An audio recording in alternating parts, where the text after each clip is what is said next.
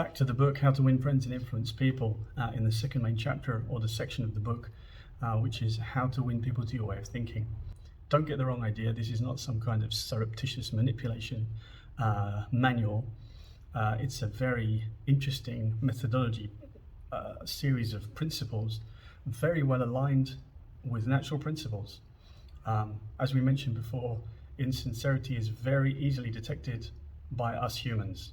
So sincerity is a foundational thread running through all of this. So in this particular section, this principle, Dale Carnegie asks, how can we get cooperation from people? So we'll talk through this and then I'll give you the principle at the end. And this is very, very simple when we read it. It can apply to our relationships with our parents, our siblings, wives, husbands, work colleagues, anybody in fact. It's like when you have a great idea and you want to sell it to someone else, you want to sell that idea to someone else. Well, there's no better way to sell that idea than to allow the other person to believe or to feel that that idea originated from them.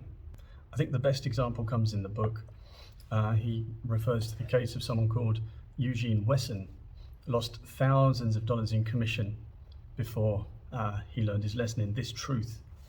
So Mr. Wesson was a sketcher. He drew sketches and he just couldn't seem to sell any of his sketches. So after 150 failures with this particular client, Mr. Wesson realized he must be in a mental rut. So he resolved to devote one evening a week to the study of influencing human behavior to help him develop new ideas and generate new enthusiasm. He decided on his new approach. With half a dozen unfinished artist sketches under his arm, he rushed over to the buyer's office. "I want you to do me a little favor, if you will," he said. "Here are some uncompleted sketches. Won't you please tell me how we could finish them up in such a way that you could use them?" So you see the way he's approached it. Instead of trying to force his sketches or trying to sell the sketches to someone, he's asked the opinion of the person he wants to sell them to. The buyer looked at the sketches for a while without uttering a word. Finally, he said, "Leave these with me for a few days and then come back and see me." He returned 3 days later, got his suggestions, took the sketches back to the studio and had them all finished according to the buyer's ideas. The result, all accepted. So an application of this in day-to-day life, the when we approach someone with an idea, it could be our brother, our sister, our wife, or colleague at work, or customer, and you want them to understand and consider the thing that you're proposing to them. So propose all of the options and then ask, what do you think? What do you think we should do? What do you think I should do with this? How would you like to see this?